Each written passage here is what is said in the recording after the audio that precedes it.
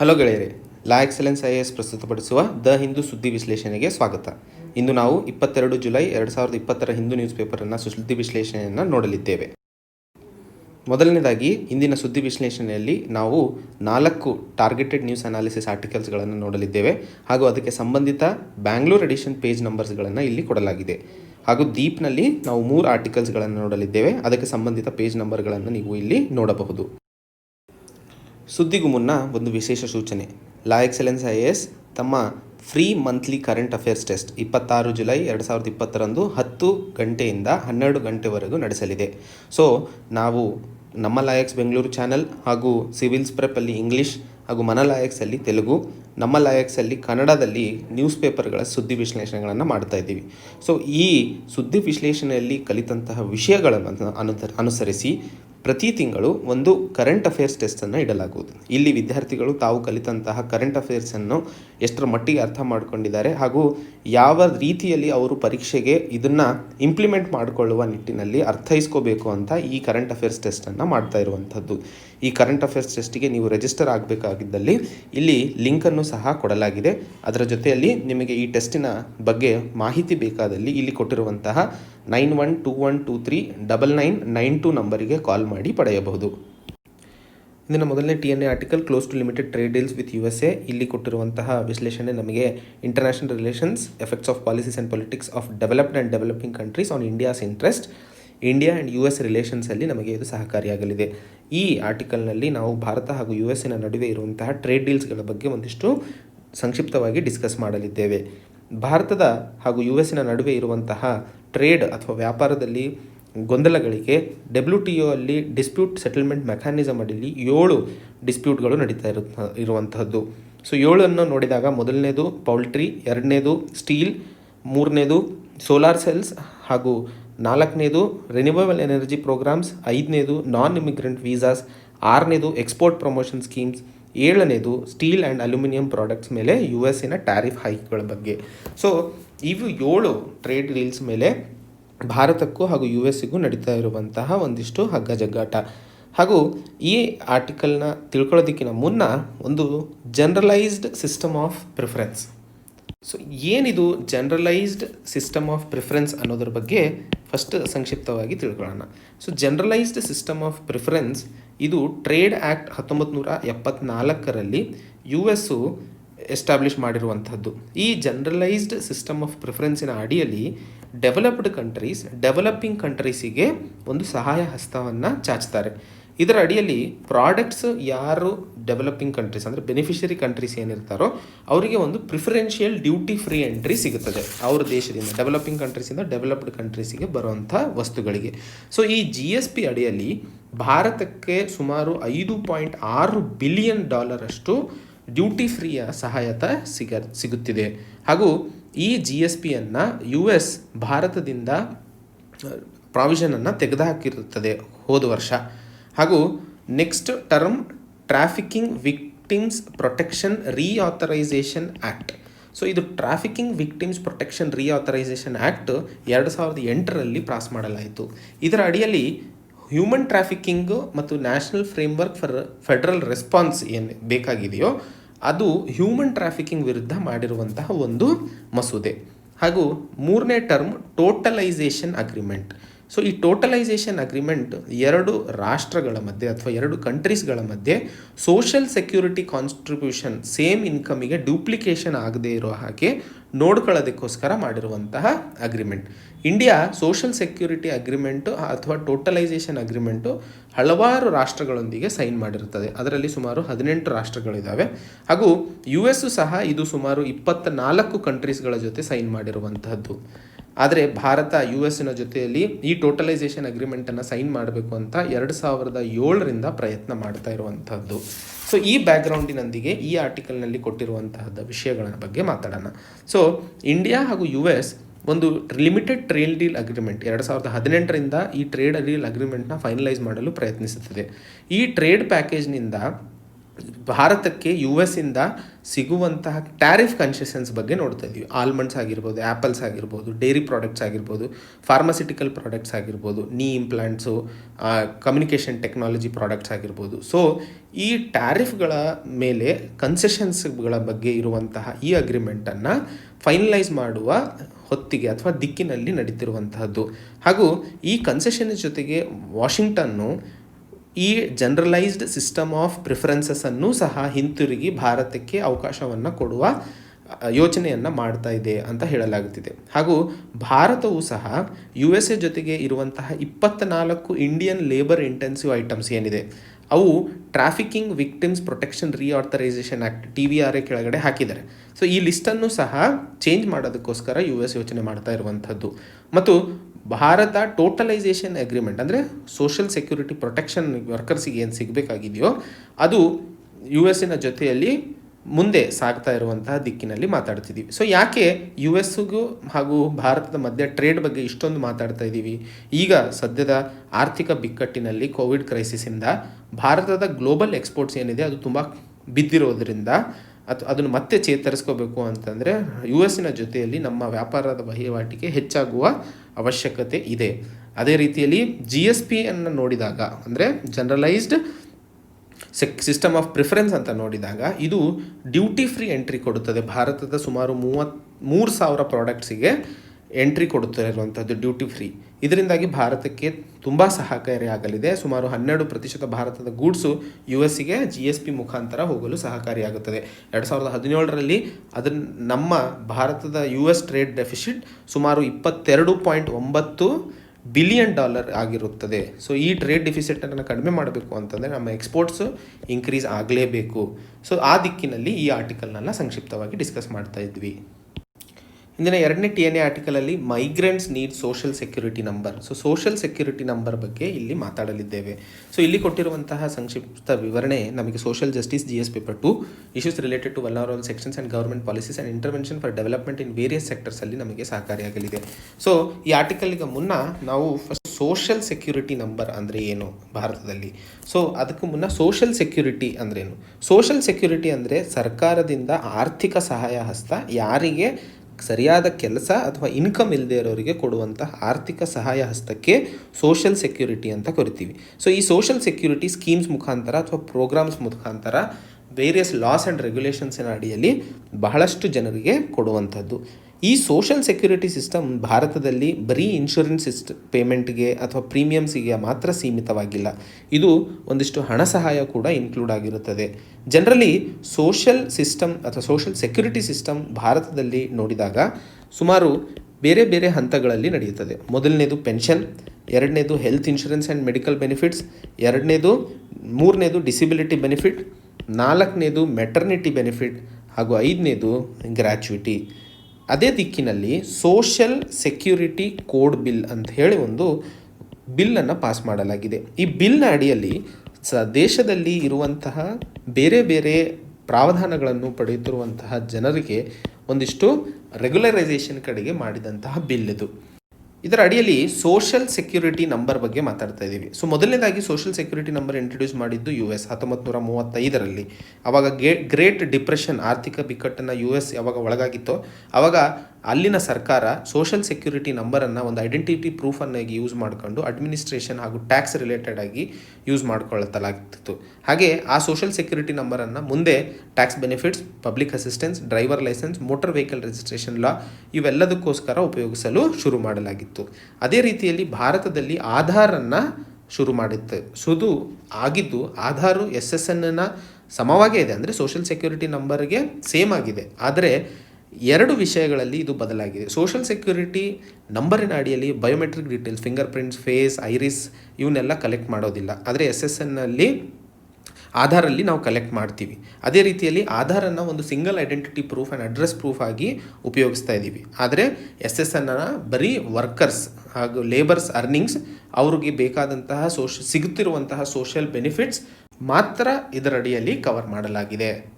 So ಇವತ್ತಿನ ಈ ಆರ್ಟಿಕಲ್ನಲ್ಲಿ parliamentary standing committee on labour Bharat ಸರ್ಕಾರಕ್ಕೆ ಒಂದು ಸೋಷಿಯಲ್ ಸೆಕ್ಯೂರಿಟಿ ನಂಬರನ್ನು ಮೈಗ್ರೆಂಟ್ ವರ್ಕರ್ಸಿಗೆ ಹಾಗೂ ಅನ್ಆರ್ಗನೈಸ್ಡ್ ಸೆಕ್ಟರಲ್ಲಿ ಬೇರೆ ಬೇರೆ ಲೇಬರ್ ಲಾಸ್ ಅಡಿಯಲ್ಲಿ ಬರುವಂತಹ ಜನರಿಗೋಸ್ಕರ ಒಂದು ಸೋಷಿಯಲ್ ಸೆಕ್ಯೂರಿಟಿ ನಂಬರನ್ನು ಭಾರತದಲ್ಲೂ ಸಹ ಇಂಟ್ರೊಡ್ಯೂಸ್ ಮಾಡುವ ಅವಶ್ಯಕತೆ ಇದೆ ಅನ್ನೋದನ್ನು ಒಂದು ಪಾರ್ಲಿಮೆಂಟರಿ ಸ್ಟ್ಯಾಂಡಿಂಗ್ ಕಮಿಟಿ ಕೊಟ್ಟಿರುವಂತಹ ರೆಕಮೆಂಡೇಶನ್ಸ್ ಬಗ್ಗೆ ಮಾತಾಡ್ತಾ ಇದ್ದೀವಿ. ಏನು ಕಾರಣಗಳು ಅಂತಂದರೆ ಆಧಾರ್ ಒಂದೇ ವರ್ಕ್ ರಿಲೇಟೆಡ್ ಆಗಿ ಯೂಸ್ ಮಾಡಲು ಸಾಧ್ಯವಿಲ್ಲ. ಹಾಗೆ ಸೋಷಿಯಲ್ ಸೆಕ್ಯೂರಿಟಿ ನಂಬರ್ ನಮಗೆ ಭಾರತದಲ್ಲಿ ಇರುವಂತಹ ಮೈಗ್ರೆಂಟ್ ವರ್ಕರ್ಸ್ ಹಾಗೂ ಅವರ ಮೈಗ್ರೇಷನ್ ಪ್ಯಾಟರ್ನನ್ನು ಅರ್ಥ ಮಾಡಿಕೊಳ್ಳಲು ಸಹಕಾರಿಯಾಗಲಿದೆ. ಹಾಗೂ ಮೂರನೇ ಇದರಲ್ಲಿ ಮೈಗ್ರೆಂಟ್ ವರ್ಕರ್ಸ್ ಏನಿದ್ದಾರೆ ಗೌರ್ಮೆಂಟ್ ಬೆನಿಫಿಟ್ಸನ್ನು ಬೇರೆ ಜಾಗದಲ್ಲಿದ್ದರೂ ಸಹ ಪಡೆಯಲು ಸಹ ಅವಕಾಶವಾಗುತ್ತದೆ ಅನ್ನೋದನ್ನು ಒಟ್ಟಾರೆ ಈ ಆರ್ಟಿಕಲನ್ನು ಡಿಸ್ಕಸ್ ಮಾಡ್ತಾ ಇರುವಂಥದ್ದು. ಇಂದಿನ ಕೊನೆಯ TNA article ministry cautious against use of N95 ವಾಲ್ಡ್ mask. So ಈಗ ನಡೀತಿರುವಂತಹ COVID-19 ಸಮಯದಲ್ಲಿ N95 ಮಾಸ್ಕ್ಗಳ ಬಗ್ಗೆ ಒಂದಿಷ್ಟು ಬಹಳ ಚರ್ಚೆ ಆಗಿದ್ದನ್ನು ನಾವು ನೋಡಿದ್ವಿ. ಸೊ ಆ ದಿಕ್ಕಿನಲ್ಲಿ ಈ ಆರ್ಟಿಕಲನ್ನು ನಾವು ಡಿಸ್ಕಸ್ ಮಾಡಲಿದ್ದೇವೆ. ಇಂದಿನ ಈ ಆರ್ಟಿಕಲ್ನ ಮೊದಲು ಡಿಸ್ಕಸ್ ಮಾಡೋದಕ್ಕಿಂತ ಮುನ್ನ ಏನಿದು N95 ಮಾಸ್ಕ್ ಆರ್ಟಿಕಲ್ಲು, ಯಾಕೆ ಈಗ ಚರ್ಚೆಯಲ್ಲಿದೆ ಅನ್ನೋದ್ರ ಬಗ್ಗೆ ಸಂಕ್ಷಿಪ್ತವಾಗಿ ನೋಡೋಣ. ಇಲ್ಲಿ ಕೊಟ್ಟಿರುವಂತಹ ವಿಷಯ ನಮಗೆ governance issues related to health GS paper 2 ಅಲ್ಲಿ ಸಹಕಾರಿಯಾಗಲಿದೆ. ಹಾಗೂ KSಯಲ್ಲೂ ಸಹ ಇಶ್ಯೂಸ್ ರಿಲೇಟೆಡ್ ಟು ಹೆಲ್ತ್ ಟಾಪಿಕಲ್ಲಿ ನಮಗೆ ಇಲ್ಲಿ ಕೊಟ್ಟಿರುವಂತಹ ವಿಷಯನ ಉಪಯೋಗಿಸ್ಕೋಬಹುದು. ಸೊ ಏನಿದು N95 ಮಾಸ್ಕ್ ಅಂತ ನಾವು ನೋಡಿದಾಗ ಇದೊಂದು ರೆಸ್ಪಿರೇಟರಿ ಪ್ರೊಟೆಕ್ಟಿವ್ ಡಿವೈಸ್. ನಮ್ಮ ಮೂಗು ಹಾಗೂ ಬಾಯಿಯಲ್ಲಿ ಬೇರೆ ವೈರಸಸ್ ಎಂಟರ್ ಆಗದೇ ಇರೋ ಹಾಗೆ ಉಪಯೋಗಿಸುವಂತಹ ಒಂದು ಫಿಲ್ಟ್ರೇಷನ್ ಮಾಸ್ಕ್ ಅಂತ ಕರಿತೀವಿ. ಸೊ ಇಲ್ಲಿ ಉಪಯೋಗಿಸಿದಂಥದ್ದು N ಅಂದರೆ ಏನು, ನಾನ್ ಆಯಿಲ್. ಇದು ಯಾವುದೇ ಆಯಿಲ್ ಬೇಸ್ಡ್ ಪಾರ್ಟಿಕ್ಯುಲೇಟ್ಸ್ ಇರೋದಿಲ್ಲ, ಆ ಥರದ್ದಕ್ಕೆ ಉಪಯೋಗಿಸುವಂತಹ ಮಾಸ್ಕ್. 95 ಅನ್ನೋದು ಸುಮಾರು 95% ಎಫಿಷಿಯನ್ಸಿ ಏರಲ್ಲಿ ಇರುವಂತಹ ಪಾರ್ಟಿಕಲ್ಸನ್ನು ಫಿಲ್ಟರ್ ಮಾಡಲು ಉಪಯೋಗಿಸ್ತದೆ ಅಂತ ಹೇಳ್ತಾ ಇದ್ದೀವಿ. ಅದಕ್ಕೆ ಒಂದು ವಾಲ್ವನ್ನು ಸಹ ಕೊಡಲಾಗಿರುತ್ತದೆ. ಈ ವಾಲ್ವು ಯಾವ ಪ್ರಾಬ್ಲಮ್ ಆಗ್ತಾ ಇರೋದು ಇಲ್ಲಿ ಕೆಲವೊಂದು ಮಾಡೆಲ್ಸಲ್ಲಿ ಈ ವಾಲ್ವಿಂದ ವೈರಸಸ್ಸು ಎಂಟ್ರಿ ಆಗುವ ಸಾಧ್ಯತೆಗಳಿರೋದ್ರಿಂದ ಇದು ಎಫೆಕ್ಟಿವ್ ಆಗಿ ಉಪಯೋಗಿಸಲು ಅವಕಾಶ ಇಲ್ಲ ಅನ್ನೋದನ್ನು ಭಾರತ ಸರ್ಕಾರದ ಹೆಲ್ತ್ ಡಿಪಾರ್ಟ್ಮೆಂಟ್ ಹೇಳ್ತಾ ಇರುವಂಥದ್ದು. ಸೊ ಆ ದಿಕ್ಕಿನಲ್ಲಿ ಇವತ್ತಿನ ಈ ಆರ್ಟಿಕಲ್ನಲ್ಲಿ ಹೆಲ್ತ್ ಮಿನಿಸ್ಟ್ರಿ N95 ಮಾಸ್ಕ್ ರೆಸ್ಪಿರೇಟರ್ಗಳನ್ನು ಉಪಯೋಗಿಸುವಂಥದ್ದು COVID-19 ವಿರುದ್ಧ ಸರಿಯಲ್ಲ ಅನ್ನೋದನ್ನು ನಿಟ್ಟಿನಲ್ಲಿ ಈ ಆರ್ಟಿಕಲ್ನ ಕೊಡಲಾಗಿದೆ.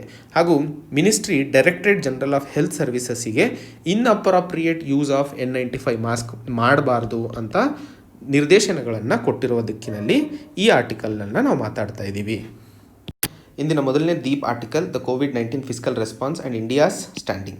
ಸೊ ಈ ಆರ್ಟಿಕಲ್ನಲ್ಲಿ ನಾವು COVID-19 ಕ್ರೈಸಿಸ್ ಸಮಯದಲ್ಲಿ ಯಾವ ರೀತಿಯ ಫಿಸ್ಕಲ್ ಪಾಲಿಸಿಗಳನ್ನು ಭಾರತ ಹಾಗೂ ಭಾರತಕ್ಕೆ ಸರಿಸಮಾನವಾಗಿ GDP ಮತ್ತು ಬೇರೆ ಎಕನಾಮಿಕ್ ಕ್ರೈಟೀರಿಯಾಸ್ಗಳಲ್ಲಿ ಇರುವಂತಹ ಡೆವಲಪಿಂಗ್ ಕಂಟ್ರೀಸನ್ನು ಕಂಪೇರ್ ಮಾಡಿ ಮಾತಾಡ್ತಾ ಇರುವಂತಹ ಆರ್ಟಿಕಲ್ ಇದು. ಸೊ ಈ ಆರ್ಟಿಕಲ್ನಲ್ಲಿ ತಿಳ್ಕೊಳ್ಳುವಂತಹ ನಾವು ವಿಷಯ economy section GS paper 3 fiscal policy ಹಾಗೂ GS ಪೇಪರ್ 2 ಸೋಷಿಯಲ್ ಇಶ್ಯೂಸಲ್ಲಿ ಜನರಲ್ ಗವರ್ಮೆಂಟ್ ಪಾಲಿಸೀಸ್ ಆ್ಯಂಡ್ ಸ್ಕೀಮ್ಸಲ್ಲಿ ಸಹಕಾರಿಯಾಗಲಿದೆ. ಸೊ ಒಟ್ಟಾರೆ ಈ ಆರ್ಟಿಕಲ್ನಲ್ಲಿ ನಾವು ಮೊದಲನೇ ಪ್ಯಾರಾದಲ್ಲಿ ಈ ಅನಾಲಿಸಿಸನ್ನು ನೋಡಲಿದ್ದೇವೆ, ಯಾವ ರೀತಿಯ ಕ್ರಮಗಳನ್ನು ಭಾರತ ತಗೊಂಡಿರುವಂಥದ್ದು ಆ್ಯಂಡ್ ಅದಕ್ಕೆ ಆ ಒಂದು ರಿಪೋರ್ಟನ್ನು ನಾವು ಇಲ್ಲಿ ಡಿಸ್ಕಸ್ ಮಾಡಲಿದ್ದೇವೆ. International monetary fund policy tracker COVID-19 economic stimulus index ಅಂತ ಹೇಳಿ. ಸೊ ಈ ಇಂಡೆಕ್ಸಿನಲ್ಲಿ ಕೊಟ್ಟಿರುವಂತಹ ಆಧಾರದ ಮೇಲೆ ಇಲ್ಲಿ ಕೊಟ್ಟಿರುವಂತಹ ವಿಷಯಗಳನ್ನು ನಾವು ಕಂಪ್ಯಾರಿಟಿವ್ ಅನಾಲಿಸಿಸನ್ನು ಮಾಡ್ತಾ ಇದ್ದೀವಿ. ಸೊ ಈ ಎಕನಾಮಿಕ್ ಸ್ಟಿಮ್ಯುಲಸ್ ಇಂಡೆಕ್ಸನ್ನು ವರ್ಲ್ಡ್ ಬ್ಯಾಂಕ್ ಹಾಗೂ ಕೊಲಂಬಿಯಾ ಯೂನಿವರ್ಸಿಟಿಯ ಅನುಗುಣದಲ್ಲಿ ಅಥವಾ ಸಹಭಾಗಿತ್ವದಲ್ಲಿ ರಿಲೀಸ್ ಮಾಡ್ತಿರುವಂಥದ್ದು. ಸೊ ಮೊದಲನೇ ಭಾಗದಲ್ಲಿ ಇಂಟ್ರೊಡಕ್ಷನ್ ಮತ್ತು ಎರಡನೇ ಭಾಗದಲ್ಲಿ ಯಾವ ಯಾವ ಕ್ರಮಗಳಿಂದಾಗಿ ಅಲ್ಲಿ ಬೇರೆ ರಾಷ್ಟ್ರಗಳಲ್ಲಿ ಈ COVID-19 ಕ್ರೈಸಿಸಲ್ಲಿ ಉತ್ತಮ ಪರ್ಫಾರ್ಮೆನ್ಸನ್ನು ನೋಡ್ತಾ ಇದ್ದೀವಿ ಭಾರತಕ್ಕೆ ಕಂಪೇರ್ ಮಾಡಿದರೆ ಅಂತ ಹೇಳಿ ನೋಡ್ತಾ ಇದ್ದೀವಿ. ಸೊ ಮೊದಲನೇದಾಗಿ ಯಾವ ರೀತಿಯಾಗಿ ಕ್ರ್ಯಾಶ್ ಟ್ರಾನ್ಸ್ಫರ್ ಸ್ಕೀಮ್ ಸಕ್ಸಸ್ಫುಲ್ ಆಗಿದೆ ಮತ್ತು ಎನ್ಹಾನ್ಸ್ ನರೇಗಾ ಸ್ಕೀಮನ್ನು ಇನ್ನೂ ಎಷ್ಟರ ಮಟ್ಟಿಗೆ ಬೆಳೆಸುವ ಅವಶ್ಯಕತೆ ಇದೆ ಆ್ಯಂಡ್ ಕೊನೆಯ ಹಂತದಲ್ಲಿ ಬೇರೆ ರಾಷ್ಟ್ರಗಳಲ್ಲಿ ಬೇರೆ ಡೆವಲಪಿಂಗ್ ಕಂಟ್ರೀಸಲ್ಲಿ ಯಾವ ಯಾವ ಸ್ಟೆಪ್ಸ್ಗಳನ್ನು ತಗೊಳ್ಳಲಾಗಿದೆ ಅನ್ನೋದನ್ನು ನೋಡಲಿದ್ದೇವೆ. ಸೊ ಮೊದಲನೇದಾಗಿ ಈ ರಿಪೋರ್ಟಿನಲ್ಲಿ ಹೇಳ್ತಾ ಇರುವಂತಹದ್ದು ಆತ್ಮನಿರ್ಭರ್ ಭಾರತ್ ಸ್ಕೀಮ್ಕಿನ ಮುಂಚೆ ಅಂದರೆ ಆತ್ಮನಿರ್ಭರ್ ಭಾರತ್ ಸ್ಕೀಮ್ಕಿನ ಮುಂಚೆ ಭಾರತದ ಆರ್ಥಿಕ ವ್ಯವಸ್ಥೆಯಲ್ಲಿ ತುಂಬ ಗ್ಯಾಪ್ಸ್ಗಳನ್ನು ಕಾಣ್ತಾ ಇದ್ವಿ. ಆದರೆ ಆತ್ಮನಿರ್ಭರ್ ಭಾರತ್ ಸ್ಕೀಮ್ ಲಾಂಚ್ ಆದಮೇಲೆ ಭಾರತದಲ್ಲಿ ಆದಂತಹ ಕ್ರೈಸಿಸ್ ಬೇರೆ ರಾಷ್ಟ್ರಗಳಿಗೆ ಕಂಪೇರ್ ಮಾಡಿದರೆ ಒಂದಿಷ್ಟು ಉತ್ತಮವಾಗಿ ನಾವು ಮುಂದೆ ಸಾಧ್ಯವಾಯಿತು. ಇಲ್ಲಿ ಬೇರೆ ರಾಷ್ಟ್ರಗಳಿಗೆ ಕಂಪ್ಯಾರಿಸನ್ ಅಂತ ಹೇಳ್ತಾ ಇದ್ದೀವಿ. ಸೊ ಬೇರೆ ರಾಷ್ಟ್ರಗಳಿಗೆ ಕಂಪ್ಯಾರಿಸನ್ ಅಂತಂದರೆ 3 ಫ್ಯಾಕ್ಟರ್ಸ್ಗಳನ್ನು ನೋಡ್ತಿದ್ದೀವಿ. ಮೊದಲನೇದಾಗಿ GDP, ಎರಡನೇದಾಗಿ ಸ್ಟೇಟ್ ಕೆಪಾಸಿಟಿ ಹಾಗೂ ಮೂರನೇದಾಗಿ ಲೇಬರ್ ಫೋರ್ಸ್. ಸೊ ಈ 3 ಫ್ಯಾಕ್ಟರ್ಸ್ಗಳನ್ನು ತಗೊಂಡು ಯಾವ ರಾಷ್ಟ್ರಗಳು ಅಂತ ಹೇಳಿ ನೋಡ್ತಾ ಇದ್ದೀವಿ. ಅದಕ್ಕೆ ಉದಾಹರಣೆಯಾಗಿ ವಿಯೆಟ್ನಾಂ ಆಗಿರ್ಬೋದು, ಇಂಡೋನೇಷ್ಯಾ ಆಗಿರ್ಬೋದು, ಪಾಕಿಸ್ತಾನ ಆಗಿರ್ಬೋದು, ಈಜಿಪ್ಟ್ ಆಗಿರ್ಬೋದು, ಫಿಲಿಪೈನ್ಸ್ ಆಗಿರ್ಬೋದು. ಸೊ ಈ 3 ಫ್ಯಾಕ್ಟರ್ಸ್ಗಳನ್ನು ನೋಡಿಕೊಂಡು ಕಂಪೇರ್ ಮಾಡ್ತಾ ಇರುವಂಥದ್ದು ನೆನ್ಪಿಟ್ಕೋಬೇಕು. ಸೊ ಈಗ ಈ ಆತ್ಮನಿರ್ಭರ್ ಭಾರತ ಪ್ಯಾಕೇಜಲ್ಲಿ ಮಾಡಿದಂತಹ ಅನೌನ್ಸ್ಮೆಂಟು ಸರಿಸುಮಾರು 10% GDPಗೆ ಅಂತ ಹೇಳಲಾಗಿತ್ತು. ಆದರೆ ಇಂಟರ್ನ್ಯಾಷನಲ್ ಡೇಟಾಬೇಸನ್ನು ನೋಡಿದಾಗ ಇದು ಓನ್ಲಿ 4% GDPಗೆ ಅಂತ ಹೇಳಿ ವರ್ಲ್ಡ್ ಬ್ಯಾಂಕ್ ಹಾಗೂ ಕೊಲಂಬಿಯಾ ಯೂನಿವರ್ಸಿಟಿ ಮಾಡಿರುವಂತಹ ರಿಪೋರ್ಟ್ನಲ್ಲಿ ಹೇಳ್ತಾ ಇರುವಂಥದ್ದು. ಹಾಗೆ ಹೆಚ್ಚಿನ ಮಾತ್ರದಲ್ಲಿ ಆದಂತಹ ಬೇರೆ ಸ್ಕೀಮ್ಸ್ಗಳು, ಪ್ರಧಾನ ಮಂತ್ರಿ ಗರೀಬ್ ಕಲ್ಯಾಣ ಯೋಜನಾ ಆಗಿರ್ಬೋದು, ಹಾಗೂ ಆತ್ಮನಿರ್ಭರ್ ಭಾರತ್ ಸ್ಕೀಮ್ ಆಗಿರ್ಬೋದು, ಮತ್ತು ಪಬ್ಲಿಕ್ ಡಿಸ್ಟ್ರಿಬ್ಯೂಷನ್ ಸಿಸ್ಟಮಿಂದ ಕೊಡ್ತಾ ಇರುವಂತಹ ರೇಷನ್ ಆಗಿರಬಹುದು, ಇವೆಲ್ಲವನ್ನು ಒಟ್ಟುಗೂಡಿಸಿದರೆ ನಾವು ಸುಮಾರು 1.7% GDPಯ ಭಾಗವನ್ನು ಮಾತ್ರ ಖರ್ಚು ಮಾಡಿರುವಂಥದ್ದು ಈ ಕ್ರೈಸಿಸ್ ಸಮಯದಲ್ಲಿ. ಸೊ ಇಲ್ಲಿ ಒಟ್ಟಾರೆ ಅರ್ಥ ಮಾಡ್ಕೋಬೇಕಾಗಿರುವುದು, ಡಿಮಾಂಡ್ ಸೈಡ್ನಲ್ಲಿ ಏನಾದರೂ ಇನ್ಕ್ರಿಮೆಂಟ್ಸ್ ಮಾಡೋದಕ್ಕೋಸ್ಕರ ಭಾರತ ಪ್ರಯತ್ನ ಪಟ್ಟಿದ್ದಲ್ಲಿ ಆತ್ಮನಿರ್ಭರ್ ಭಾರತ ಪ್ಯಾಕೇಜ್ ಸ್ಕೀಮಲ್ಲಿ 40,000 ಕೋಟಿ ನರೇಗಾ ಸ್ಕೀಮಿಗೆ ಕೊಟ್ಟಿರುವಂಥದ್ದು. ಸೊ ಡಿಮಾಂಡ್ ಸೈಡ್ ಇನ್ಕ್ರಿಮೆಂಟಿಗೆ ಮಾಡಿರುವಂತಹ ಒಂದು ಉತ್ತಮವಾದ ಸ್ಟೆಪ್ ಭಾರತ ತಗೊಂಡಿರುವಂಥದ್ದು. ನರೇಗಾಗೆ ಸಪ್ರೇಟ್ಲಿ 40,000 ಕೋಟಿ ಇಟ್ಟಿರುವಂಥದ್ದು. ಹಾಗೆ 50,000 ಕೋಟಿ ಗರೀಬ್ ರೋಜ್ಗಾರ್ ಅಭಿಯಾನಕ್ಕೋಸ್ಕರ ಮಾಡಿದಂತಹ ಈ ಕಾರ್ಯಕ್ರಮದಲ್ಲಿ 12 ಮಿನಿಸ್ಟ್ರಿಗಳಲ್ಲಿ ಇರುವಂತಹ ಪ್ರಾಜೆಕ್ಟ್ಗಳನ್ನು ಒಗ್ಗೂಡಿಸಿ ಈ ಅನೌನ್ಸ್ಮೆಂಟನ್ನು ಮಾಡಲಾಗಿತ್ತು. ಮತ್ತು ಯಾವ ರೀತಿಯಲ್ಲಿ ಮುಂದೆ ಸಾಗಿದಾಗ ಭಾರತ ಬೇರೆ ರಾಷ್ಟ್ರಗಳಿಗೆ ಕಂಪೇರ್ ಮಾಡಿದರೆ ಕಂಟೈನ್ಮೆಂಟ್ ಮೆಷರ್ಸ್ಗಳಲ್ಲಿ ಅಥವಾ ಕಂಟೈನ್ಮೆಂಟ್ ಸ್ಟೆಪ್ಸ್ಗಳನ್ನು ತುಂಬ ಸ್ಟ್ರಿಕ್ಟಾಗಿ ತೊಗೊಂಡಿರುವಂಥದ್ದು. ಅದರಿಂದಾಗಿ ಆರ್ಥಿಕ ವಹಿವಾಟುಗಳಲ್ಲಿ ಮತ್ತು ಹೆಚ್ಚಿನ ಮಾತ್ರದಲ್ಲಿ ಮೈಗ್ರೇಷನನ್ನು ಸಹ ನಾವು ನೋಡಿದ್ವಿ. ಆದರೆ ವಿಯೆಟ್ನಾಂ, ಇಂಡೋನೇಷ್ಯಾ, ಪಾಕಿಸ್ತಾನ ಹಾಗೂ ಈಜಿಪ್ಟನ್ನು ನೋಡಿದರೆ ಅವು ಅಷ್ಟರ ಮಟ್ಟಿಗೆ ಸ್ಟ್ರಿಕ್ಟ್ ಮೆಜರ್ಸನ್ನು ತಗೊಂಡಿರಲಿಲ್ಲ. ಆದರೆ ಅವರು ಆರ್ಥಿಕ ಕ್ಷೇತ್ರದಲ್ಲಿ ಫಿಸ್ಕಲ್ ಪಾಲಿಸಿ ಮೆಜರ್ಸಲ್ಲಿ ಭಾರತಕ್ಕಿಂತ ಹೆಚ್ಚಿನ ಮಾತ್ರದಲ್ಲಿ ಶೇರನ್ನು ಕೊಟ್ಟಿತ್ತು ಅನ್ನೋದನ್ನು ಇಲ್ಲಿ ನೋಡ್ತಾ ಇದ್ದೀವಿ. ಸೊ ಯಾವ ಸ್ಟೆಪ್ಸ್ಗಳನ್ನು ಬೇರೆ ರಾಷ್ಟ್ರಗಳಲ್ಲಿ ತಗೊಂಡಿದ್ದು ಅಂತ ನೋಡಿದಾಗ, ಒಂದು ಕ್ಯಾಶ್ ಟ್ರಾನ್ಸ್ಫರ್ ಸ್ಕೀಮ್ ನಾನು ಹೇಳಿದೆ. ಸೊ ಕ್ಯಾಶ್ ಟ್ರಾನ್ಸ್ಫರ್ ಸ್ಕೀಮ್ ಬಗ್ಗೆ ನೋಡಿದಾಗ ವರ್ಲ್ಡ್ ಬ್ಯಾಂಕ್ ರಿಪೋರ್ಟ್ ಹೇಳ್ತದೆ ಸುಮಾರು 30% GDPಯ 30% ಪರ್ ಕ್ಯಾಪಿಟಾ ಇನ್ಕಮನ್ನು 46% ಲೋ ಮಿಡಲ್ ಇನ್ಕಮ್ ಕಂಟ್ರೀಸ್ ಏನಿದ್ದಾವೆ ಅದು ತನ್ನ ಜನರಿಗೆ ಕ್ಯಾಶ್ ಮುಖಾಂತರದಲ್ಲಿ ಕೊಟ್ಟಿರುವಂಥದ್ದು. ಅಂದರೆ ಆ್ಯಾವ್ರೇಜ್ 3 ತಿಂಗಳಿಗೆ ಅಂತ ಹೇಳ್ತಾ ಇದ್ದಾರೆ. ಅದೇ ರೀತಿಯಲ್ಲಿ ಈ ಕ್ಯಾಶ್ ಟ್ರಾನ್ಸ್ಫರ್ ಪ್ರೋಗ್ರಾಮ್ ಏನಿದೆ COVID-19 ಲೆವೆಲ್ ಈ ಪ್ರೆಸೆಂಟ್ ಇರೋದಕ್ಕಿಂತ ಹಿಂದೆ ನೋಡಿದಾಗ ಬಾಂಗ್ಲಾದೇಶ ಮತ್ತು ಇಂಡೋನೇಷ್ಯಾವೂ ಸಹ ಈ ಬೆನಿಫಿಷರಿ ಸ್ಕೀಮನ್ನು ಸುಮಾರು 163% ಹಾಗೂ 111% ಹೆಚ್ಚಳವನ್ನು ಮಾಡಿರುವಂಥದ್ದು. ಅದೇ ರೀತಿಯಲ್ಲಿ ಇಂಡೋನೇಷ್ಯಾದಲ್ಲಿ ಉದಾಹರಣೆಗೆ ನೋಡಿದಾಗ ಈ ಸ್ಕೀಮ್ ಸುಮಾರು 158 ಮಿಲಿಯನ್ ಪಾಪ್ಯುಲೇಷನಿಗೆ ಕವರ್ ಮಾಡ್ತಾ ಇರುವಂಥದ್ದು. ಮತ್ತು ಹೆಚ್ಚಿನ ಮಾತ್ರದಲ್ಲಿ ಅಂದರೆ ಸುಮಾರು 60% ಪಾಪ್ಯುಲೇಷನ್ ಅಲ್ಲದೆ ಎಕ್ಸ್ಟ್ರಾ 20 ಮಿಲಿಯನ್ ಪಾಪ್ಯುಲೇಷನ್ ಅರ್ಬನ್ ಹಾಗೂ ರೂರಲ್ ಜನರು ಯಾರು ಸೋಷಲ್ ಪ್ರೊಟೆಕ್ಷನ್ ಸ್ಕೀಮಿಂದ ಹೊರ ಇರ್ತಾರೋ ಅವರನ್ನು ಸಹ ಇನ್ಕ್ಲೂಡ್ ಮಾಡಲು ಇಂಡೋನೇಷ್ಯಾ ಕ್ಯಾಶ್ ಟ್ರಾನ್ಸ್ಫರ್ ಸ್ಕೀಮನ್ನು ಜಾರಿಗೆ ತಂದಿರುವಂಥದ್ದು. ಸೊ ಇಲ್ಲಿ ಒಟ್ಟಾರೆ ಭಾರತ ಮಾಡಬೇಕಾದಂತಹ ವಿಷಯನ ಇಲ್ಲಿ ಕನ್ಕ್ಲೂಷನಲ್ಲಿ ನೋಡ್ತೀವಿ. ಭಾರತವು ಸಹ ಈ ರೀತಿಯ ಎಕ್ಸಿಸ್ಟಿಂಗ್ ಕ್ಯಾಶ್ ಟ್ರಾನ್ಸ್ಫರ್ ಸ್ಕೀಮ್ಸ್ಗಳನ್ನು ಅಲ್ಲದೆ ಇನ್ನೂ ಹೆಚ್ಚಿಸಲು ಅಥವಾ ಇದನ್ನು ಎಕ್ಸ್ಪ್ಯಾಂಡ್ ಮಾಡುವ ನಿಟ್ಟಿನಲ್ಲಿ ಭಾರತ ಆ ದಿಕ್ಕಿನಲ್ಲಿ ನಡೆಯುವ ಅವಶ್ಯಕತೆ ಇದೆ ಅನ್ನೋದನ್ನು ಹೇಳ್ತಾ ಇರುವಂಥದ್ದು. ಮತ್ತು ನರೇಗಾ ಸ್ಕೀಮ್ ಬಗ್ಗೆ ನೋಡಿದಾಗ ವರ್ಲ್ಡ್ ಬ್ಯಾಂಕ್ ಮಾಡಿರುವಂತಹ 621 ಯಾವ ಕಂಟ್ರಿಗಳು ಅಂದರೆ ಸುಮಾರು 173 ಕಂಟ್ರಿಗಳು ತೊಗೊಂಡಿರುವಂತಹ ಮೆಷರ್ಸನ್ನು ನೋಡಿದಾಗ 621 ಸ್ಟೆಪ್ಸ್ಗಳಲ್ಲಿ ಅಥವಾ ತಗೊಂಡಿರುವಂತಹ ಕಾರ್ಯಗಳಲ್ಲಿ ಅರ್ಧಕ್ಕಿಂತ ಹೆಚ್ಚು ಕ್ಯಾಶ್ ಟ್ರಾನ್ಸ್ಫರ್ ಆಗಿರುವಂಥದ್ದು. ಅದಕ್ಕೆ ಸ್ಟ್ಯಾಟಿಸ್ಟಿಕ್ಸನ್ನು ನೋಡಿದರೆ ಇಲ್ಲಿ ನೀವು ನೋಡಬಹುದು. ಮೊದಲನೇದಾಗಿ ಫುಡ್ ಅಸಿಸ್ಟೆನ್ಸಿಗೆ ಅಂತ ನೋಡಿದಾಗ 23% ಹಾಗೂ ಲೋನ್ಗಳಲ್ಲಿ ವೇವರ್ಸ್ಗಳನ್ನು ನೋಡಿದ್ವಿ, ಅದನ್ನು ನೋಡಿದರೆ 25% ಮತ್ತು 2% ಮಾತ್ರ ಪಬ್ಲಿಕ್ ವರ್ಕ್ಸ್ಗೆ ಕೊಟ್ಟಿರುವಂಥದ್ದು. ಅಂದರೆ ಕ್ಯಾಶ್ ಟ್ರಾನ್ಸ್ಫರ್ ಒಂದು ಪಾಪ್ಯುಲರ್ ಆಗಿ ತೊಗೊಂಡಿರುವಂತಹ ಮೆಜರ್. ಅದರಿಂದಾಗಿ ಆರ್ಥಿಕ ಬಿಕ್ಕಟ್ಟನ್ನು ಹೊಡೆದಾಡಿಸಲು ಅಥವಾ ಆರ್ಥಿಕ ಬಿಕ್ಕಟ್ಟಿಂದ ಹೊರಬರಲು ಸಾಮಾನ್ಯ ಜನರಿಗೆ ಸಹಕಾರಿಯಾಗಲಿದೆ ಅನ್ನೋದನ್ನು ಪ್ರೂವ್ ಮಾಡ್ತಾ ಇದ್ದೀವಿ.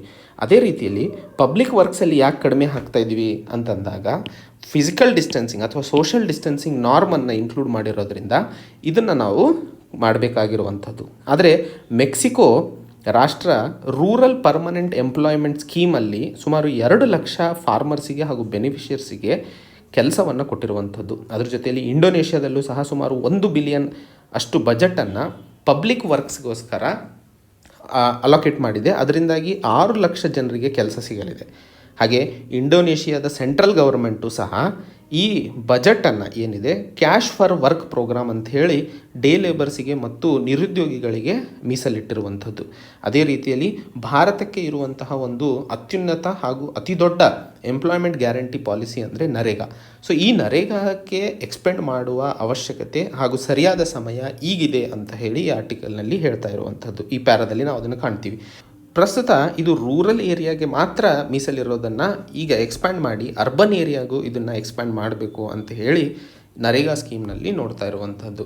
ಸೊ ಒಟ್ಟಾರೆ ಇಲ್ಲಿ ನಾವು ನೋಡಿದ ಹಾಗೆ ಕ್ಯಾಶ್ ಟ್ರಾನ್ಸ್ಫರ್ ಸ್ಕೀಮ್ ಯಾವ ರೀತಿಯಾಗಿ ಇಂಡೋನೇಷ್ಯಾ ಹಾಗೂ ಬಾಂಗ್ಲಾದೇಶ ಮತ್ತು ಬೇರೆ ರಾಷ್ಟ್ರಗಳಲ್ಲಿ ಸಹಕಾರಿಯಾಗಿದೆ ಹಾಗೂ ಭಾರತ ಯಾವ ರೀತಿಯಲ್ಲಿ ಮುಂಸಾಗುವ ಅವಶ್ಯಕತೆ ಇದೆ ಪ್ರೆಸೆಂಟ್ ಇದರಿಂದ, ಮತ್ತು ನರೇಗಾ ಸ್ಕೀಮ್ ಯಾವ ರೀತಿಯಾಗಿ ಎಕ್ಸ್ಪ್ಯಾಂಡ್ ಅಥವಾ ರೀಓರಿಯೆಂಟ್ ಮಾಡುವ ಅವಶ್ಯಕತೆ ಇದೆ ಅನ್ನೋದನ್ನು ನೋಡಿದ್ವಿ. ಮತ್ತು ಬೇರೆ ಸ್ಟೆಪ್ಸ್ಗಳನ್ನು ಬೇರೆ ಡೆವಲಪಿಂಗ್ ಕಂಟ್ರೀಸಲ್ಲಿ ನೋಡಿದಾಗ ಅದಕ್ಕೆ ಮೊದಲನೇದಾಗಿ ಮಾತಾಡ್ತಾ ಇರುವಂಥದ್ದು ಜನರ ಕೈಯಲ್ಲಿ ಹೆಚ್ಚಿನ ಮಾತ್ರದಲ್ಲಿ ದುಡ್ಡು ಭರಿಸುವ ಅವಶ್ಯಕತೆ ಇದೆ. ಯಾಕಂದರೆ ಜನರಿಗೆ ನಿರುದ್ಯೋಗನೋ ಅಥವಾ ಬಿಸ್ನೆಸ್ಸಲ್ಲಿ ಹಿಂದುಳ್ಕೊಂಡಿರೋದ್ರಿಂದನೋ ಅಥವಾ ರೈತರು ತಮ್ಮ ಬೆಳೆಗಳನ್ನು ಮಾರುಕಟ್ಟೆಗೆ ಸರಿಯಾದ ಬೆಲೆಗಳಲ್ಲಿ ಅಥವಾ ಸಾಗಾಣಿಕೆ ಮಾಡದೇ ಇದ್ದ ಕಾರಣಗಳಲ್ಲಿ ಅವರ ಕೈಯಲ್ಲಿ ದುಡ್ಡು ಇಲ್ಲ. ಸೊ ಎಕಾನಮಿಕ್ ಆ್ಯಕ್ಟಿವಿಟಿ ಇಂಪ್ರೂವ್ ಆಗಬೇಕು ಅಂದರೆ ಲಿಕ್ವಿಡಿಟಿನ ಜಾಸ್ತಿ ಮಾಡುವ ಅವಶ್ಯಕತೆ ಇರುತ್ತೆ. ಸೊ ಆ ನಿಟ್ಟಿನಲ್ಲಿ ಕೆಲಸ ಮಾಡಲು ಉದಾಹರಣೆಗೆ ಇಂಡೋನೇಷ್ಯಾ ಆಗಿರ್ಬೋದು, ಪ್ಯಾಂಡಮಿಕ್ ಬಾಂಡ್ ಅಂತಲೇ ಒಂದು ಕ್ರಿಯೇಟ್ ಮಾಡಿದೆ. ಸೊ ಈ ಪ್ಯಾಂಡಮಿಕ್ ಬಾಂಡಿಂದಾಗಿ ಜನರು ಆ ಬಾಂಡ್ಗಳನ್ನು ಖರೀದಿ ಮಾಡೋದ್ರಿಂದ ಅಥವಾ ಆ ಬಾಂಡ್ಗಳ ವಹಿವಾಟು ಆಗೋದ್ರಿಂದ ಮಾರುಕಟ್ಟೆಯಲ್ಲಿ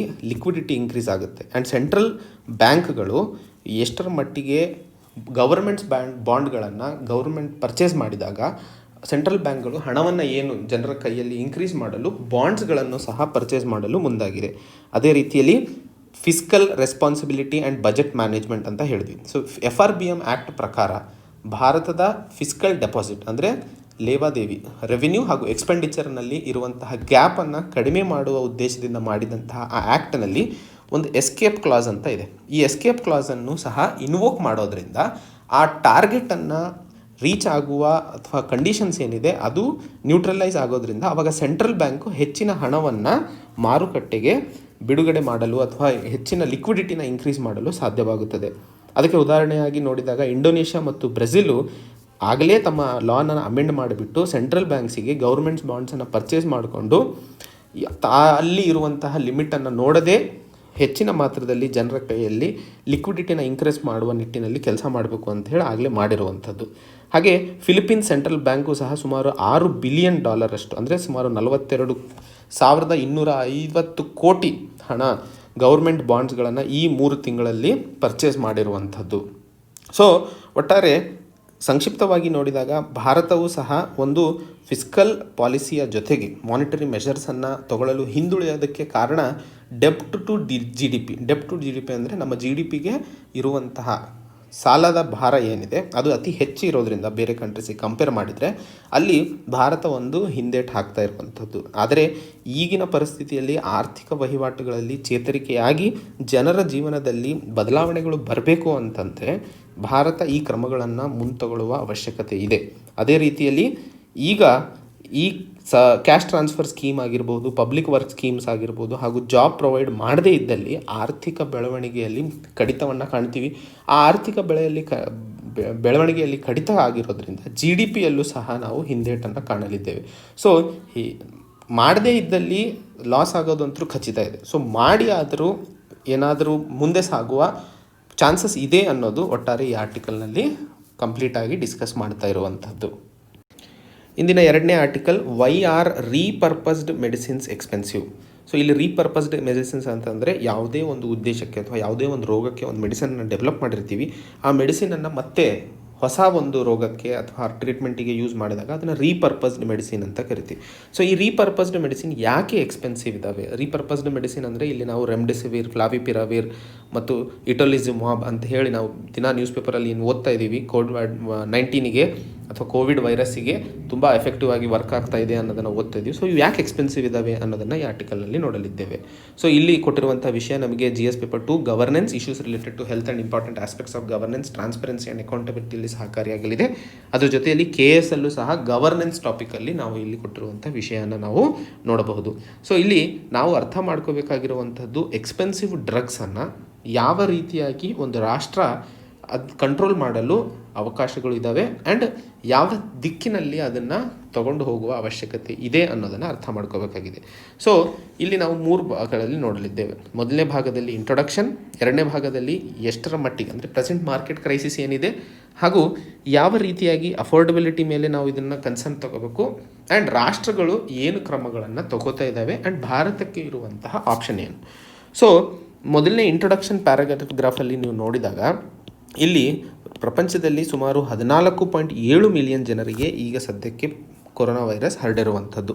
ಹಾಗೆ ಇದನ್ನು ಕಂಟೈನ್ ಮಾಡಲು ಎಷ್ಟೋ ಕಂಪನಿಗಳು ಮೆಡಿಸಿನನ್ನು ಅಥವಾ ವ್ಯಾಕ್ಸಿನನ್ನು ಡೆವಲಪ್ ಮಾಡಲು ಪ್ರಯತ್ನಿಸುತ್ತಿದೆ ಆ್ಯಂಡ್ ಕ್ಲಿನಿಕಲ್ ಟ್ರಯಲ್ಸಲ್ಲಿ ಇದು ಇರುವಂಥದ್ದು. ಅದೇ ರೀತಿಯಲ್ಲಿ ಭಾರತದಲ್ಲೂ ಸಹ drug controller general of India ಯಾರು ಸುಪ್ರೀಂ ಅಥಾರಿಟಿಯನ್ನು ಹೊಂದಿರುತ್ತದೆಯೋ ಯಾವುದೇ ವ್ಯಾಕ್ಸಿನಿಗೆ ಕ್ಲಿನಿಕಲ್ ಟ್ರಯಲ್ಸ್ ಅಥವಾ ಅಪ್ರೂವಲ್ ಕೊಡಲು, ಅದು ಗ್ಲೆನ್ಮಾರ್ಕ್ ಫಾರ್ಮಸ್ಯೂಟಿಕಲ್ ಕಂಪನಿ ಮಾಡಿರುವಂತಹ ಫ್ಲಾವಿಪಿರಾವಿರ್ ಟ್ಯಾಬ್ಲೆಟ್ಸಿಗೆ ಎಮರ್ಜೆನ್ಸಿ ಯೂಸಿಗೆ ಪರ್ಮಿಷನ್ ಕೊಟ್ಟಿರುವಂಥದ್ದು. ಮತ್ತು ಸಿಪ್ಲಾ ಹಾಗೂ ಹೆಟೆರೋ ಅಂತ 2 ಕಂಪನಿಗಳು ಇಂಜೆಕ್ಟಬಲ್ ಫಾರ್ಮುಲಾವನ್ನು ಕಂಡಿದ್ದಾರೆ. ಅದು ರೆಮ್ಡಿಸಿವಿರ್ ಅಂತ ಕರಿತೀವಿ.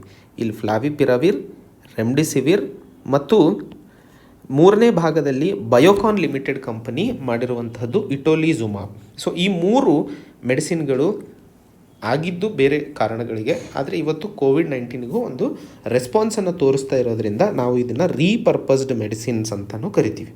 ಸೊ ಇದರ ಏನು ಉದ್ದೇಶ ಅಂತ ನೋಡಿದಾಗ, ಸೊ ಮೊದಲನೇ ಹಂತದಲ್ಲಿ ರೆಮ್ಡಿಸಿವಿರ್ ನೋಡಿದಾಗ ಇದೊಂದು ಆ್ಯಂಟಿವೈರಲ್ ಡ್ರಗ್.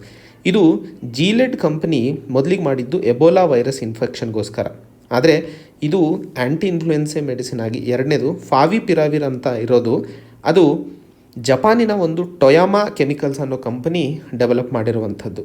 ಆವಾಗ ಜೀಲೆಡ್ ಯಾವಾಗ ರೆಮ್ಡಿಸಿವಿರ್ನ ಡೆವಲಪ್ ಮಾಡ್ತೋ ಅದು ಒಂದು ರಾಯಲ್ಟಿ ಫ್ರೀ ವಾಲಂಟರಿ ಲೈಸೆನ್ಸ್ ಅಗ್ರಿಮೆಂಟನ್ನು ಕಂಪ್ನಿಗಳಿಗೆ ಕೊಡ್ತು. ಯಾವುದಕ್ಕೆ? ಹೆಟೆರೋ ಮತ್ತು ಸಿಪ್ಲಾಗೆ ರಾಯಲ್ಟಿ ಫ್ರೀ ಲೈಸೆನ್ಸ್ ಕೊಟ್ಟಾಗ ಅದನ್ನು ಡೆವಲಪ್ ಮಾಡಲು ಅಥವಾ ಮ್ಯಾನುಫ್ಯಾಕ್ಚರ್ ಮಾಡಿ ಸುಮಾರು 127 ಕಂಟ್ರೀಸ್ಗಳಿಗೆ ಸರಬರಾಜು ಮಾಡುವ ದಿಕ್ಕಿನಲ್ಲಿ ಕೆಲಸವನ್ನು ಶುರು ಮಾಡಿತ್ತು. ಈ ಫ್ರೀ ರಾಯಲ್ಟಿ ಎಲ್ಲಿವರೆಗೂ ಇರುತ್ತೆ? ಎಲ್ಲಿವರೆಗೂ ವರ್ಲ್ಡ್ ಹೆಲ್ತ್ ಆರ್ಗನೈಸೇಷನ್ ಆ ಪ್ಯಾಂಡಮಿಕ್ ಮುಗಿದಿದೆ ಅಂತ ಹೇಳಿ ಘೋಷಣೆ ಮಾಡೋದಿಲ್ವೋ ಅಲ್ಲಿವರೆಗೂ ರಾಯಲ್ಟಿ ಫ್ರೀ ಆಗಿರುತ್ತದೆ. ಹಾಗೂ ಅದೇ ವ್ಯಾಕ್ಸಿನು ಈಗ ಕೋವಿಡ್-19ಗೂ ಯೂಸ್ ಮಾಡ್ತಾ ಇರುವಂಥದ್ದು. ಹಾಗೆ ಪ್ರೈಸಸ್ ಬಗ್ಗೆ ನೋಡಿದಾಗ, ಮುಂದೆ ನಾವು ಪ್ರೈಸಸ್ ಬಗ್ಗೆ ಮಾತಾಡ್ತೀವಿ. ಪ್ರೈಸಸ್ ಬಗ್ಗೆ ನೋಡಿದಾಗ ಇಲ್ಲಿ ನೋಡ್ಬೋದು, ಹೆಟೆರೋ ರೆಮ್ಡಿಸಿವಿರ್ ಮೆಡಿಸಿನನ್ನು ವ್ಯಾಕ್ಸಿನನ್ನು 5,400 ರೂಪಾಯಿ ಪ್ರತಿ 100 mg ಇಂಜೆಕ್ಷನಿಗೆ ತೊಗೊತಾ ಇರುವಂಥದ್ದು. ಸಿಪ್ಲಾ 4,000 ಪ್ರತಿ ವಯಲಿಗೆ ತಗೊತಾ ಇರುವಂಥದ್ದು. ಆ್ಯಂಡು ಒಬ್ಬ ವ್ಯಕ್ತಿಗೆ ಈ ಮೆಡಿಸಿನನ್ನು 5 ದಿವಸಕ್ಕೆ ಕೊಡಲಾಗುತ್ತದೆ. ಸೊ ರೆಮ್ಡಿಸಿವಿರ್ ಒಟ್ಟು ನಿಮಗೆ ಒಬ್ಬ ಪೇಷಂಟಿಗೆ ಖರ್ಚು ಬರೋದು 24,000ದಿಂದ 32,000ವರೆಗೂ ಖರ್ಚು ಬರೋದು ಒಬ್ಬ ವ್ಯಕ್ತಿಗೆ. ಹಾಗೆ ಗ್ಲೆನ್ಮಾರ್ಕ್ ಮಾಡಿರುವಂತಹ ಡೆವಲಪ್ಮೆಂಟ್ಸು ಫ್ಲಾವಿಪಿರಾವಿಡಲ್ಲಿ ಇನ್ಹೌಸ್ ಟೀಮ್ ಮಾಡಿರುವಂಥದ್ದು 200 mg ಟ್ಯಾಬ್ಲೆಟಿಗೆ 103 ರೂಪಾಯಿ ಚಾರ್ಜ್ ಮಾಡ್ತಾ ಇರುವಂಥದ್ದು. ಅಂದರೆ ಒಟ್ಟು ಕೋರ್ಸನ್ನು ತೊಗೊಂಡ್ರೆ ಫ್ಲಾವಿಪಿರಾವಿರು ಒಬ್ಬ ಪೇಷಂಟಿಗೆ ಬರುವಂಥ ಖರ್ಚು 12,566 ರೂಪಾಯಿ. ಸೊ ಈ ಮೆಡಿಸಿನ್ ವರ್ಕ್ ಮಾಡ್ತಾ ಇರುವಂಥದ್ದು ಒಂದು RNA ಡಿಪೆಂಡೆಂಟ್ RNA ಪಾಲಿಮರೇಸನ್ನು ಡೆವಲಪ್ ಮಾಡಿ, ಈಗ ಏನು ಕೋವಿಡ್-19 ನಾವು ವೈರಸ್ ದೇಹದಲ್ಲಿ ಹೋದಾಗ ಅದು ರಿಪ್ಲಿಕೇಟ್ ಆಗಿ ಹೆಚ್ಚಾಗ್ತಾ ಹೋಗುತ್ತೆ. ಸೊ ಅದು ರಿಪ್ಲಿಕೇಷನನ್ನು ತಡೆ ಹಿಡಿಯೋದು ಈ RNAಯ ಕೆಲಸ ಆಗಿರುತ್ತದೆ. ಹಾಗೆ ಇಟೊಮೊಜೂಬ್ ಅಂಥೇಳಿ ಇನ್ನೊಂದು ಹೇಳಿದೆ ನಾನು. ಇಟೊಮೊಜೂಬ್ ಡೆವಲಪ್ ಮಾಡಿದ್ದು ಬಯೋಕಾನ್ ಲಿಮಿಟೆಡ್. ಸೊ ಈ ಇಟೊಮೊಜೂಬು ಸೊರಿಯಾಸಿಸ್ ಅನ್ನೋ ಒಂದು ಡಿಸೀಸಿಗೆ ತಗೊಂಡಿರುವಂಥದ್ದು. ಕೋವಿಡ್-19ನಲ್ಲೂ ಇದು ಒಂದು ಉತ್ತಮ ಟ್ರೀಟ್ಮೆಂಟನ್ನು ತೋರಿಸ್ತಾ ಇದೆ, ರಿಸಲ್ಟ್ಸನ್ನು ತೋರಿಸ್ತಿದೆ. ಆದರೆ ಇದರ ಯೂಸೇಜು ಸುಮಾರು 32,000 ಪರ್ ಪೇಷಂಟಿಗೆ ಖರ್ಚು ಬರ್ತಾ ಇರುವಂಥದ್ದು. ಒಟ್ಟಾರೆ ಹೆಚ್ಚಿನ ಮಾತ್ರದಲ್ಲಿ ಈಗಿನ ಪ್ರೆಸೆಂಟ್ ಆರ್ಥಿಕ ಬಿಕ್ಕಟ್ಟುಗಳಲ್ಲಿ ಜನರ ಪರದಾಟದಲ್ಲಿ ಇಷ್ಟರ ಮಟ್ಟಿಗೆ ಖರ್ಚು ಮಾಡೋದರಿಂದ ಎಷ್ಟು ಸಾಧ್ಯತೆಗಳಿದೆ ದೇಶದಲ್ಲಿ ಅಥವಾ ಪ್ರಪಂಚದಲ್ಲಿ ಎಲ್ಲರಿಗೂ ಅಫೋರ್ಡಬಲ್ ಟ್ರೀಟ್ಮೆಂಟ್ ಸಿಗೋದಕ್ಕೆ ಅನ್ನೋದು ಪ್ರಶ್ನೆ ಹುಟ್ಟುತ್ತಿರುವಂಥದ್ದು.